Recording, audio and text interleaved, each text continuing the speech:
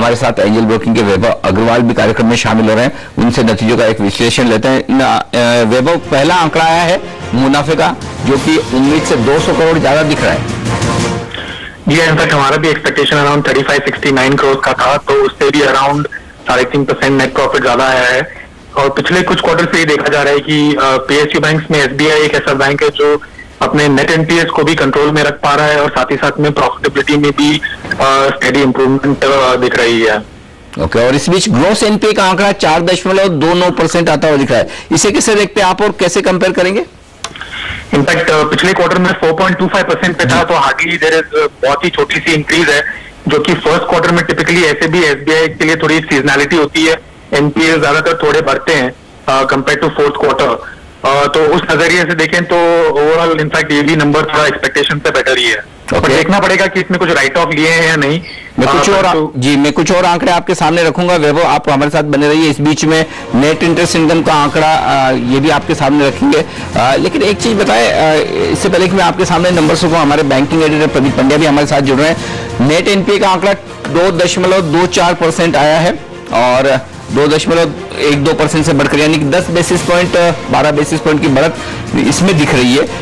जो net NPA का आंकड़ा है, इसे कैसे देखते हैं वैभव? आई थिंक ओवरऑल ये भी number more or less in line with expectation है, क्योंकि जैसे मैंने कहा था कि थोड़ी सीजनैलिटी है। हम ये एक्सपेक्ट कर रहे थे कि कंपेयर टू फोर्थ क्वार्टर, जिसमें जो उनके नेट स्लिपेजेस 0 के आसपास थे, इस क्वार्टर में हम डेफिनेटली थोड़े ज्यादा स्लिपेजेस एक्सपेक्ट कर रहे थे। उस नजरिए से देखें तो ये 12 बेसिस पॉइंट्स जरा भी कंसर्निंग नहीं है सच। ओके, बिल्कुल। एक राय प्रदीप मैं आपसे भी लेना चाहता हूं, क्या एसेट क्वालिटी में स्टेबिलिटी का संकेत है? गिरावट कोई खास नहीं है, थोड़े से ग्रॉस एनपीए और नेट एनपीए बढ़े हैं, लेकिन काफी कंट्रोल में दिख रहे हैं। बिल्कुल, ये भी देखना होगा कि दरअसल बैलेंस शीट कितनी एक्सपैंड हुई है, क्योंकि ये परसेंटेज में आंकड़े आ रहे हैं, तो एक्चुअल जो नंबर्स आएंगे, एब्सोल्यूट नंबर्स स्लिपेज के, वो काफी महत्वपूर्ण होंगे और उसके बाद शायद बाजार एक अंदाजा लेगा। इन आंकड़ों को देखते हुए मुझे नहीं लगता कि स्टॉक के लिए और तेजी का कोई खास कारण हालांकि बनता है अनिल, क्योंकि जिस तरह से आउट परफॉर्म किया है अभी तक पूरे बैंकिंग सेक्टर ने, और उसमें भी खास तौर पे एसबीआई ने, अभी तक तो हमें कोई ऐसा बूस्टर देखने को नहीं मिल रहा है। जो थोड़ा सा आउट परफॉर्मेंस है नेट प्रॉफिट के मामले में, वो भी बाजार का अंदाजा था, जैसे कि वो भी कह रहे थे हमारे पोल के मुकाबले वो थोड़ा ऊपर थे, तो ऐसे काफी एनालिस्ट थे जो कि हमारे पोल से थोड़ा ऊपर के अनुमान लगा रहे थे। अब देखना होगा कि डिटेल्स में कोई ऐसा नेगेटिव निकल कर ना है, और इस पीछे स्टॉक फिसलता हुआ इनफैक्ट दिखाई दे रहा है। हालांकि ऐसे कोई नंबर्स हमारे सामने नहीं है, पर शायद एनपीए के आंकड़ों पर मार्केट ने एक नेगेटिव रिएक्शन दिया हो, क्योंकि मामूली सा ही लेकिन इजाफा तो होता हुआ दिख रहा है। वैभव, एग्री, जैसे मैंने कहा कि इनफैक्ट जनरली फर्स्ट क्वार्टर में थोड़ा बहुत तो स्ट्रेस रहता है, क्योंकि रिकवरीज उतनी ज्यादा नहीं होती हैं। जनरली थर्ड फोर्थ क्वार्टर में रिकवरी ज्यादा होती है, तो एसबीआई जनरली ये देखा गया है कि फिर अगले क्वार्टर्स में वापस नेट एनपीएस को कंट्रोल में ले आता है थर्ड फोर्थ क्वार्टर आते आते। तो अगर ईयर ऑन ईयर बेसिस में देखें तो फिर भी काफी अच्छा इंप्रूवमेंट है। लास्ट टाइम 2.66% था, 2.12% है, तो एक ब्रॉडली तो फिर भी एक इंप्रूवमेंट है, सॉरी 2.24% है, फिर भी एक ब्रॉडली एक इंप्रूवमेंट आ रही है ईयर ऑन ईयर बेसिस पे। बिल्कुल, प्रोविजंस का आंकड़ा हमारे सामने आता हुआ 4000 करोड़ पे प्रोविजंस आए हैं, 6593, 6600 करोड़ के मुकाबले, तो प्रोविजंस में काफी बड़ी गिरावट यहां पर देखने को मिल रही है। आपको लगता है वैभव ये जस्टिफाइड है या काफी कंजर्वेटिव प्रोविजनिंग है? एक्चुअली इनफैक्ट हमने थोड़ी slightly lower he provisioning build in की थी। अगेन फोर्थ क्वार्टर में कुछ वन टाइम एक बेनिफिट थे, एसबीआई को इंटरेस्ट रिफंड था, ट्रेजरी गेन्स भी अच्छे थे, तो वो थोड़े और प्रोविजनिंग लाकर अपने नेट एनपीएस को सीक्वेंशियली काफी कम किया था उन्होंने। ये हर क्वार्टर में तो पॉसिबल नहीं हो सकता है, परंतु एक जनरल 4000 करोड़ का रन रेट मतलब ये मोर और लेस इनलाइन ही है एक्सपेक्टेशन से। ओके, लेकिन आप इस वक्त मार्केट जो रिएक्शन दे रहा है, गिरावट करीबन 4% का एक स्विंग देखने को मिला है, 2% ऊपर गया स्टॉक और वहां से अब करीबन 1.5-2% नीचे है। क्या आप इसको रिजल्ट को देखते हुए डिसअपॉइंटमेंट मानते हैं? आपको यहाँ पे काफी ऐसे सिग्नल्स मिल रहे हैं जिससे निराशा होगी एनालिस्ट को जब वो बैठकर एक रिपोर्ट तैयार करेंगे, आप जैसे करना चाहेंगे आज? आई मीन ओवरऑल अभी तक जो नंबर्स आए हैं उससे एज कोई डिसअपॉइंटमेंट भी नहीं है, ना ही कोई पॉजिटिव सरप्राइज है। आई थिंक ब्रॉडली ये इन लाइन विद एक्सपेक्टेशन, मोर और लेस इन लाइन नंबर्स कहे जाएंगे। थोड़े बहुत 1%-2% ऊपर नीचे स्टॉक में भले ही कुछ मूवमेंट जस्टिफाई हो सके, पर उससे ज्यादा रिजल्ट है तो ऐसा नहीं लग रहा है कि कोई बड़ा मूवमेंट स्टॉक में जस्टिफाइड हो। ओके, ग्रॉस एनपीए का आंकड़ा भी अब हमारे सामने आता हुआ और जो एब्सोल्यूट आंकड़े हमारे सामने आ रहे हैं, जैसे हमने आपको प्रोविजनिंग का नंबर दिया, उसी तरह से अब आप देखें कि यहाँ पर एनपीएस में कितनी बढ़ोतरी दरअसल होती हुई नजर आ रही है।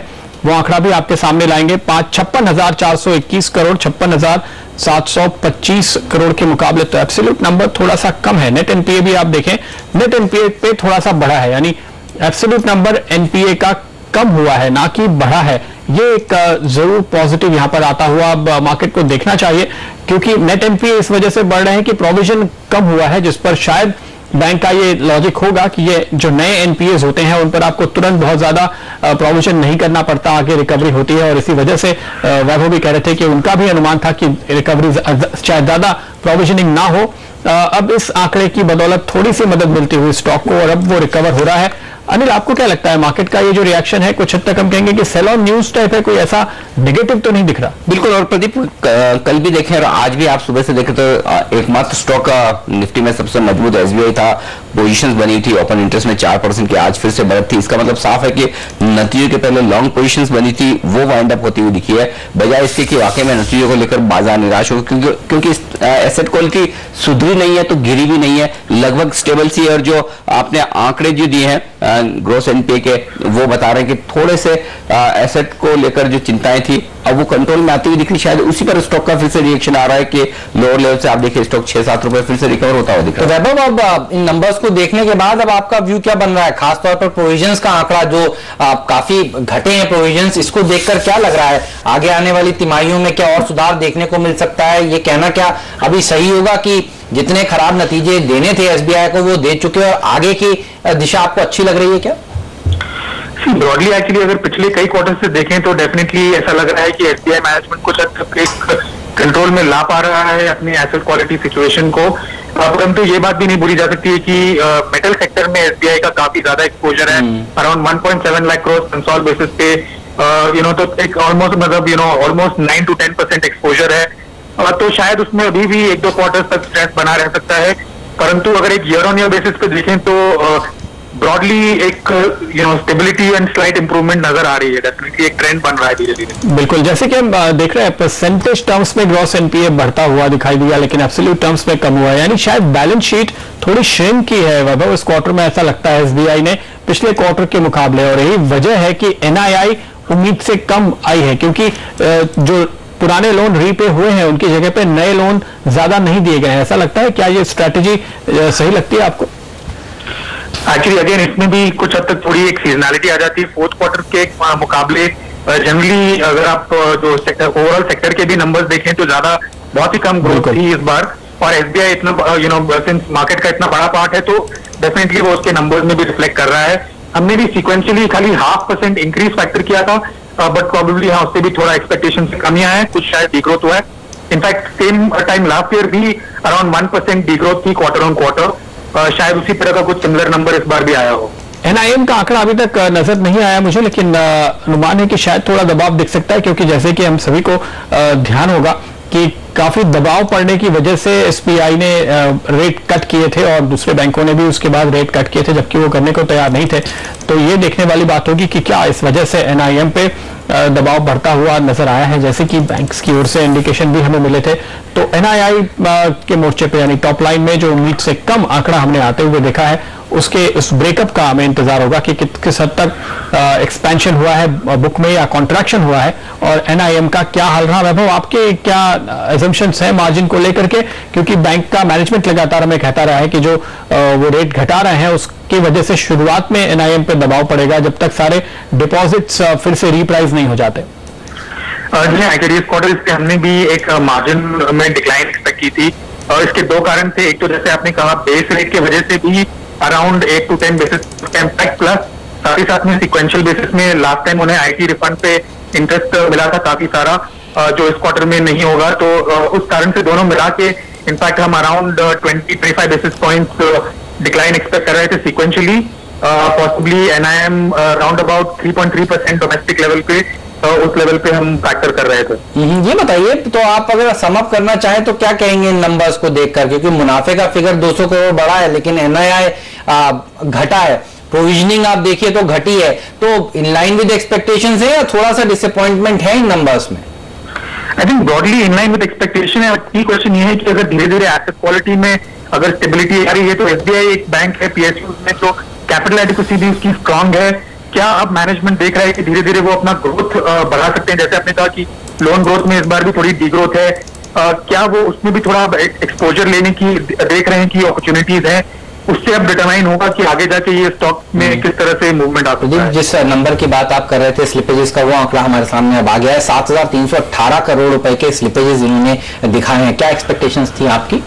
इतना बुरा नहीं है हम कह सकते हैं, क्योंकि यहाँ पर अगर आप देखें तो धीरे धीरे ये स्लिपेजेस का आंकड़ा काबू में आता हुआ नजर आ रहा है और पिछले कुछ क्वार्टर्स में हमने देखा है कि स्लिपेजेस घटे। इस क्वार्टर में खास तौर पे क्योंकि रीस्ट्रक्चरिंग का जो विंडो था वो भी बंद हुआ है, तो उसकी वजह से इस आंकड़े को अगर कंटेन कर पाया है बैंक, तो उसको शायद मार्केट पॉजिटिवली लेगा, ऐसा अनुमान रखना चाहिए। 7,318 करोड़ पे ये आंकड़ा आता हुआ। वैभव, आप क्या कहेंगे? एक्चुअली इनफैक्ट ये स्लिपेज नंबर तो ऑलमोस्ट एक्जैक्टली जितना हम एक्सपेक्ट कर रहे थे, अराउंड 7,500 करोड़ उतने हैं। और अगेन अगर आप ईयर ऑन ईयर कंपेयर करें तो same time last year 10,000 crore की स्लिपेज थी फर्स्ट क्वार्टर में। उसके कंपैरिजन में once again year on year एक इंप्रूवमेंट नजर आ रही है। तो कोई पॉजिटिव सरप्राइज प्रदीप दिख नहीं रहा इन लाइन विद नंबर्स पर? बाजार में जो तेजी करके जा रहे थे लोग पिछले 2-3 ट्रेडिंग सेशंस में, वो आज मुनाफा वसूल कर रहे हैं। ऐसे ही देखना चाहिए शायद इसे। बिल्कुल ऐसा ही लगता है, क्योंकि यहां से ऊपर जाने के लिए काफी मुश्किल होगी। एक अच्छी रिकवरी हमने देखी है। अगर यही स्टॉक 20-25 रुपए नीचे होता तो शायद रिएक्शन अलग हो सकता था, पर इस लेवल पे और कोई बूस्टर मिलता हुआ नजर नहीं आ रहा है इन तमाम आंकड़ों से। क्योंकि अब भी अगर एनपीएस हो रहे हैं, अब भी स्लिपेजेस काफी सारे आ रहे हैं। हालांकि हमारे पास रिकवरी वगैरह के आंकड़े नहीं है, पर आप देखिए जब ग्रॉस एनपीए एब्सोल्यूट टर्म्स में कम हुआ है तो इसका मतलब है कि जितने स्लिपेज हुए हैं उसके सामने उतने ही आपको शायद राइट ऑफ्स दिखेंगे, रिकवरी दिखेगी, अपग्रेड्स दिखेंगे, तभी ग्रॉस एनपीए का फिगर नहीं बढ़ा है। लेकिन नए एनपीए हो रहे हैं तो पुरानी रिकवरी भी हो रही है, ऐसा लगता है। इसका मतलब जो बाजार सोच रहा था सुबह की अगर ये नंबर अच्छा आता है, बैंक निफ्टी उछल सकता है, तो वो अब होप छोड़ देनी चाहिए और सबको नजर रखनी चाहिए टाटा स्टील और सन फार्मा के नंबर से। बिल्कुल, इसमें कोई डाउट नहीं है। और एसबीआई और जीएसटी दो मिलकर अगर 8,500 के नीचे निफ्टी को रखते हैं तो कोई ताज्जुब वाली बात नहीं है। और स्लिपेजेस के आंकड़े जो भी अभी हम डिस्कस कर रहे थे, अगर तिमाही दर तिमाही देखे तो काफी तेज बढ़त आती हुई दिखी है। 4,500 4,700 करोड़ से बढ़कर 7,300 करोड़ आंकड़ा होता हुआ दिखा, तो वहां पर भी आंकड़ा बहुत अच्छा है नहीं। एक्चुअली दिक्कत यह है कि किसी भी फ्रंट पर एसबीआई के नतीजों ने उम्मीद से बेहतर प्रदर्शन किया हो, वो ये नहीं।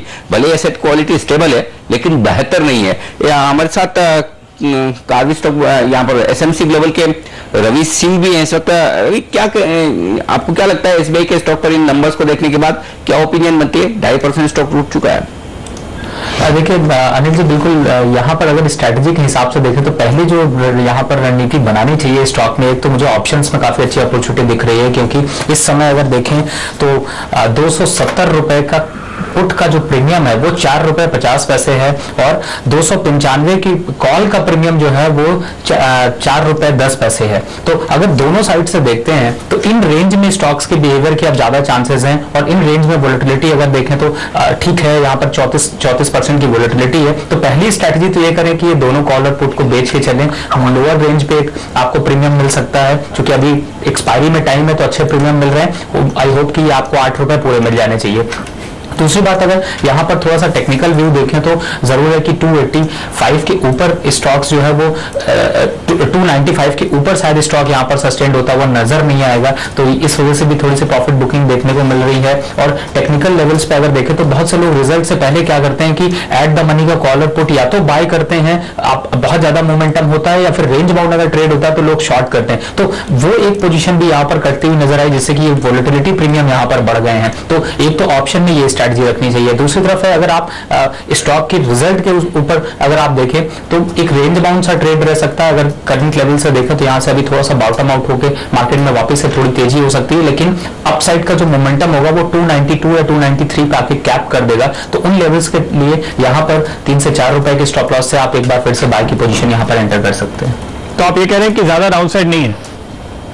जी बिल्कुल, अगर डाउन साइड के लिए देखा तो मुझे कैप लगता है, क्योंकि 200 इसीलिए मैं 270 की यहाँ पर पुट आपको बेचने की राय दे रहा हूँ, क्योंकि 275 जो है वो काफी स्ट्रॉन्ग सपोर्ट है। उसके नीचे शायद रेट यहाँ पर क्लोजिंग बेसिस पे आपको डाउन साइड पे और ज्यादा डाउन साइड नहीं देखने को मिलेगा। रिकवरी का नंबर अभी आ रहा है 4,485 करोड़ के सामने मात्र 1,209 करोड़ रुपए का नंबर, ये थोड़ा डिसअपॉइंटिंग नहीं कह सकते हैं। लेकिन आप देखिए तो फोर्थ क्वार्टर में अमूमन रिकवरी का आंकड़ा बड़ा होता है, वो सीजनल फैक्टर जैसे कि वैभव में बता रहे थे, वो जरूर ध्यान में रखना चाहिए। और उस लिहाज से इसका मतलब है कि अब बाकी का जो एडजस्टमेंट है वो शायद अपग्रेड होगा, चूंकि हमने यहाँ पर रिकवरी का आंकड़ा छोटा ही देखा है, तो वो एक देखने वाली बात होगी।